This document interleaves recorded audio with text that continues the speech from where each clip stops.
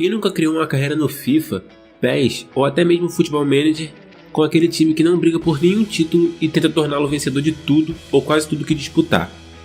Pode parecer até coisa de videogame, mas não para esse clube, que saiu da segunda divisão inglesa, conhecida hoje como Championship, para alcançar voos maiores e se tornar campeão da elite inglesa, além de vencer por 2 vezes consecutivas o maior torneio da Europa, a Champions League. Já sabe de qual clube estamos falando? Pois bem, hoje o Futebol Imortal irá relembrar o Nottingham Forest e suas conquistas no final da década de 70. Então se acomoda aí e vamos para mais uma história. Quando falamos de Nottingham Forest, lembramos logo do treinador Brian Clough e seu assistente Peter Taylor. O segundo é muito pouco mencionado, mas na minha visão, Taylor foi fundamental para o sucesso tanto do Nottingham, tanto de Clough. Por encontrar muitos bons jogadores a baixo custo, isso foi fundamental para o sucesso de ambos. Isso ficará em evidência se você assistir ao filme Maldito Futebol Clube, que foca mais na passagem de Clough pelo Leeds e a rixa com o treinador Don Revie. Caso você vá assistir ou já assistiu, deixe aqui nos comentários o que achou do filme, mas é claro, sem o famoso spoiler. Em um conto de fadas do futebol que é difícil de imaginar na era atual, Clough e Peter Taylor levou 2 clubes de futebol fora de moda, sendo eles Derby County e Nottingham Forest, da segunda divisão para a primeira divisão, e depois os levou à vitória no campeonato inglês. Com o Nottingham, ele também ganhou a prestigiosa Europa Cup, atual Champions League, na temporada 1978-79 e 1979-80.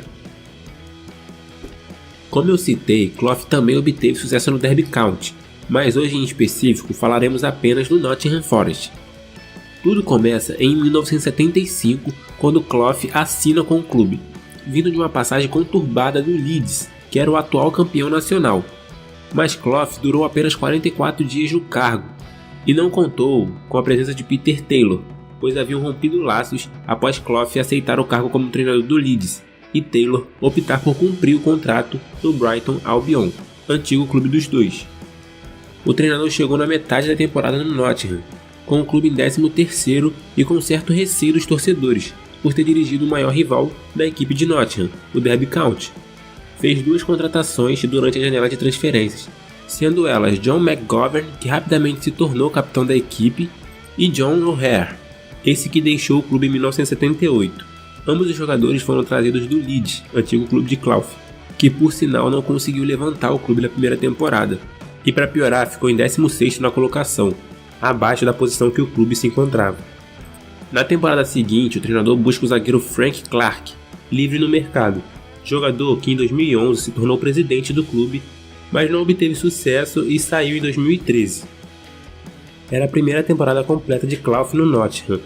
O clube começava a ter as características do treinador, mas não era o suficiente. Algo mais faltava naquela equipe, que terminou a temporada 75-76 na 8ª posição. E foi na temporada 76-77 que Brian Clough fez a melhor contratação para a equipe de Nottingham, aquele algo a mais que faltava, Peter Taylor. E é a partir daí que o Nottingham começa a deixar o time modesto que era para se tornar o time a ser batido.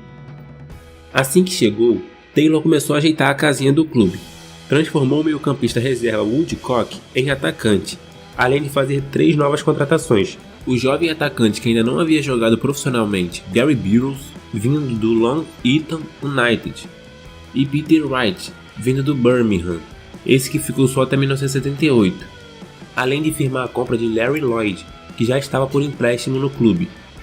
Os olhos mágicos para jogadores promissores de Taylor e a genialidade tática de Brian Clough fez efeito ainda na primeira temporada juntos no Nottingham, terceiro colocado com 52 pontos, muito suado, ficando na frente por apenas 1 ponto do Bolton e Blackpool, e atrás do Chelsea, que estava longe de ser o que vemos hoje, e Wolverhampton, que foi o campeão naquela temporada.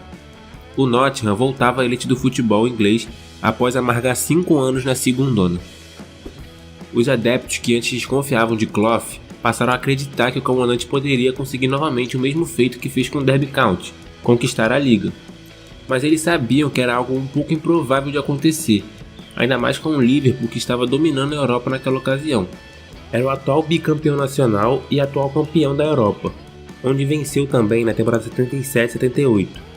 Nem mesmo o torcedor mais confiante acreditou que isso seria possível, mas foi exatamente isso que aconteceu. e foi de uma forma mais magnífica que no Derby County, pois Clough promoveu a equipe à elite e só depois de 3 anos venceu.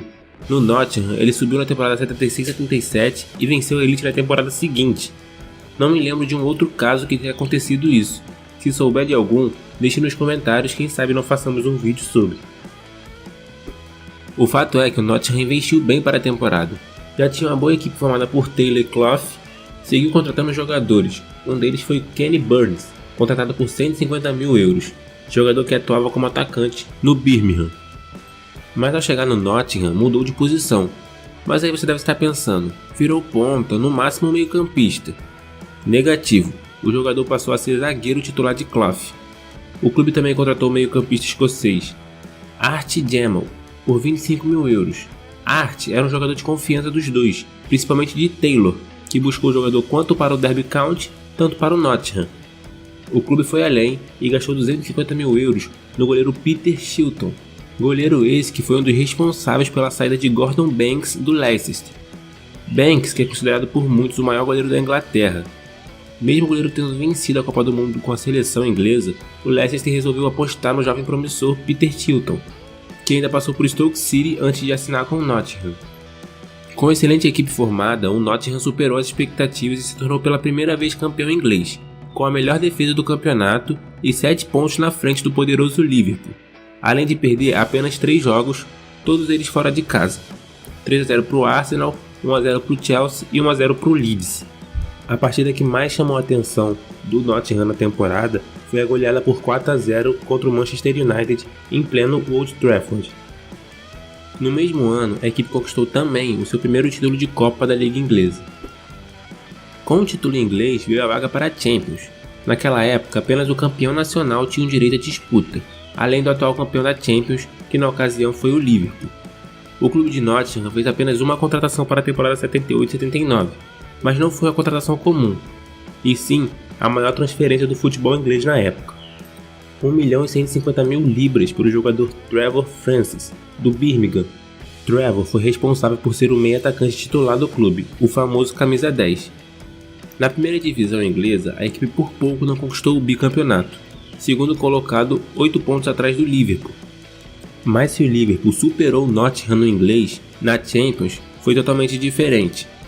O primeiro jogo do mata-mata foi entre os dois. Vale lembrar que naquela época não havia as fases de grupos e sim os confrontos diretos. O Forest bateu os Reds em casa por 2-0 e conseguiu segurar o empate por 0-0 em mando do Liverpool. O clube avançou às oitavas com moral, pois havia batido o mais temido por todos na competição. As oitavas contou com a AEK Atenas, que havia passado pelo Porto, e com 2 vitórias, uma por 2-1 e outra por 5-1, o time inglês passou de forma tranquila às quartas, onde enfrentou o Grasshopper da Suíça, que passou por Real Madrid.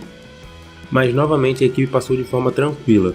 Após vencer em casa por 4-1, arrumou um empate fora por 1-1. O clube, que era um novato na Champions League, estava a um passo de chegar à finalíssima. Bastava passar pelo Köln da Alemanha, e talvez esse tenha sido o jogo mais difícil da equipe na competição.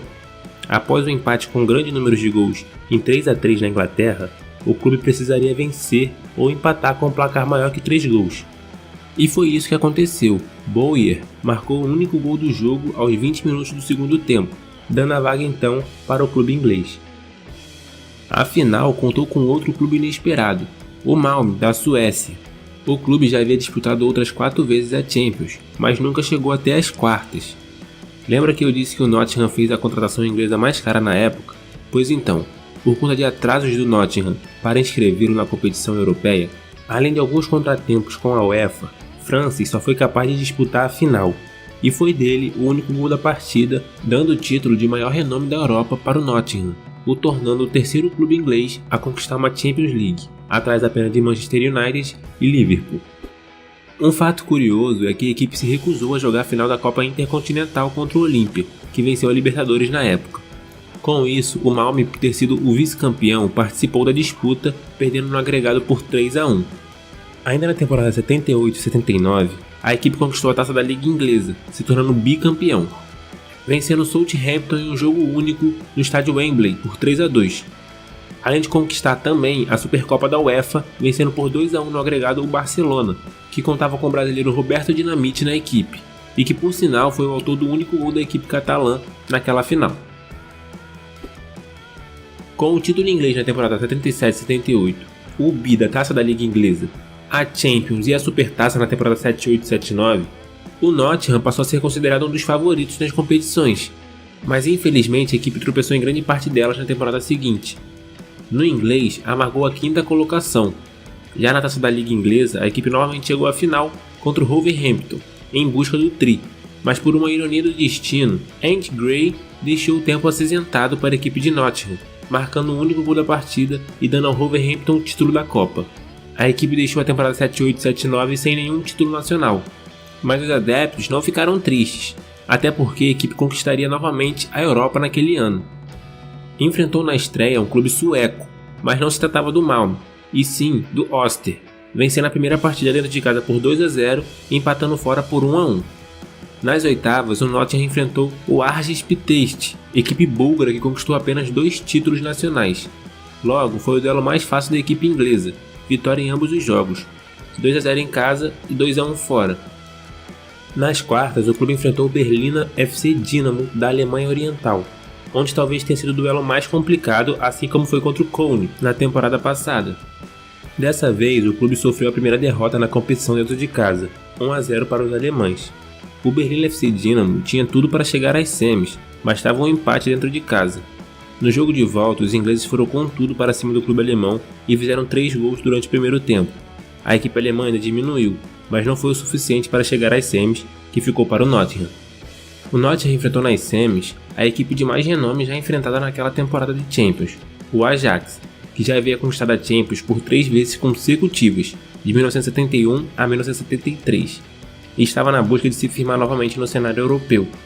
Mas novamente não teve jeito, o destino queria que o Nottingham brilhasse durante a final da década de 70 e o primeiro ano de 80. Superou a equipe holandesa, vencendo a primeira partida por 2-0 e perdendo pelo placar mínimo na segunda partida. A final aconteceu no estádio Santiago Bernabéu, e por pouco o Nottingham não enfrentou o dono da casa, Real Madrid, que naquela época já tinha 6 Champions na bagagem. A equipe madrilenha perdeu para o Hamburgo da Alemanha, que chegou até a final para enfrentar o clube inglês. Eu disse anteriormente que apenas o campeão nacional e o campeão da Champions tinham direito de participar da competição. Provavelmente você deve estar estranhando como 2 clubes alemães participaram da Champions nessa temporada, mas isso tem uma explicação, e se deve à divisão da Alemanha durante o período da Guerra Fria, no qual a União Soviética queria impor o comunismo nos países e os Estados Unidos impor o capitalismo. Ambos chegaram até a Alemanha, que acabou sendo dividida em Alemanha Ocidental, dominada pelo capitalismo, e Alemanha Oriental, dominada pelo comunismo. Foi durante esse período que também nasceu o Muro de Berlim para dividir essas 2 Alemanhas, esse que foi destruído em novembro de 89. Com isso, até a temporada 90-91, 2 clubes alemães participavam da Champions. Não só a Champions, a Alemanha Oriental e Ocidental também fizeram parte da Copa de 1974, que por muitas vezes contou apenas com a Ocidental. Enfim, depois dessa explicação, vamos retomar o assunto. A equipe enfrentou o Hamburgo na final, e novamente a equipe venceu pelo placar mínimo e garantiu o bi da Champions, com 100% de aproveitamento, 2 participações e 2 vitórias. Tudo indicava que uma nova potência estava a surgir, mas infelizmente não foi isso que aconteceu. Aquela Champions seria o último feito inédito do clube, que dessa vez resolveu participar do Mundial de Clubes, perdendo para o Nacional do Uruguai.